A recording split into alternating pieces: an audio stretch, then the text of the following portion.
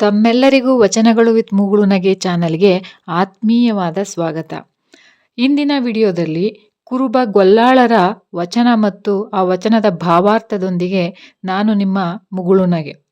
ಬನ್ನಿ ಸ್ನೇಹಿತರೆ, ಇವತ್ತಿನ ವಿಡಿಯೋದಲ್ಲಿ ಕುರುಬ ಗೊಲ್ಲಾಳರು ಅವರು ಕೆಲವು ವಚನಗಳನ್ನು ಬರೆದಿದ್ದಾರೆ. ಆ ವಚನ ಹೆಂಗಿರುತ್ತೆ ಅಂದರೆ ತುಂಬ ಅದ್ಭುತವಾಗಿದೆ ವಚನ.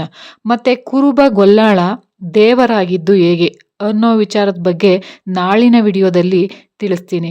ಆದರೆ ಇಂದಿನ ವಿಡಿಯೋದಲ್ಲಿ ಅವರ ವಚನ ಮತ್ತು ಆ ವಚನದ ಭಾವಾರ್ಥವನ್ನು ತಿಳಿಯೋಣ.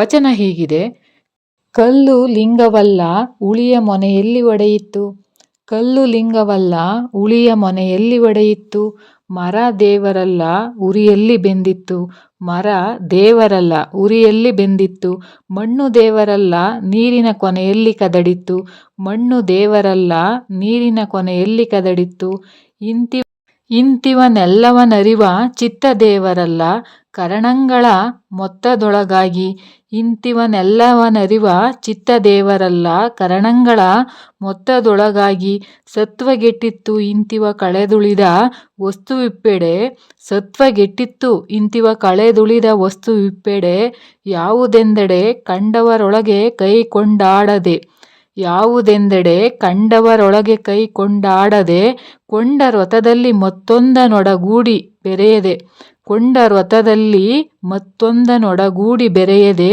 ವಿಶ್ವಾಸ ಗ್ರಹಿಸಿ ನಿಂದಲ್ಲಿ ಆ ನಿಜಲಿಂಗವಲ್ಲದೆ, ವಿಶ್ವಾಸ ಗ್ರಹಿಸಿ ನಿಂದಲ್ಲಿ ಆ ನಿಜಲಿಂಗವಲ್ಲದೆ, ಮತ್ತೊಂದು ಪೇರತನರಿಯದೆ ನಿಂದಾತನೇ, ಮತ್ತೊಂದು ಪೇರತನರಿಯದೆ ನಿಂದಾತನೇ, ಸರ್ವಾಂಗಲಿಂಗಿ ಬೀರೇಶ್ವರ ಲಿಂಗದೊಳಗಾದ ಶರಣ, ಸರ್ವಾಂಗಲಿಂಗಿ ಬೀರೇಶ್ವರನೊಳಗಾದ ಲಿಂಗದೊಳಗಾದ ಶರಣ.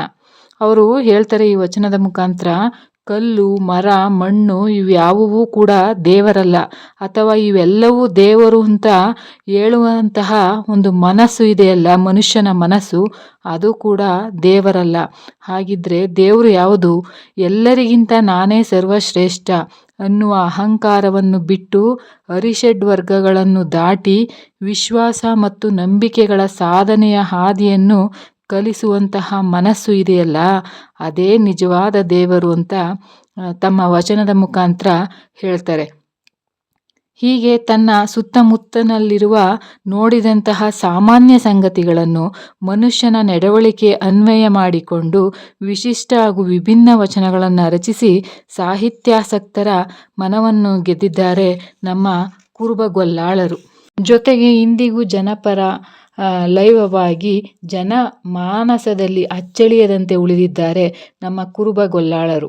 ಆತ್ಮೀಯರೇ, ಮುಂದಿನ ಸಂಚಿಕೆಯಲ್ಲಿ ಕುರುಬ ಗೊಲ್ಲಾಳರು ದೇವರಾದ ಬಗೆ ಹೇಗೆ ಒಂದು ವಿಚಿತ್ರ ಸ್ಟೋರಿಯನ್ನು ನಿಮ್ಮ ಮುಂದೆ ನಾಳಿನ ವಿಡಿಯೋದಲ್ಲಿ ತರ್ತಾ ಇದ್ದೇನೆ. ಅಲ್ಲಿವರೆಗೂ ಕೂಡ ಎಲ್ಲರಿಗೂ ಹೃದಯಪೂರ್ವಕ ಧನ್ಯವಾದಗಳು.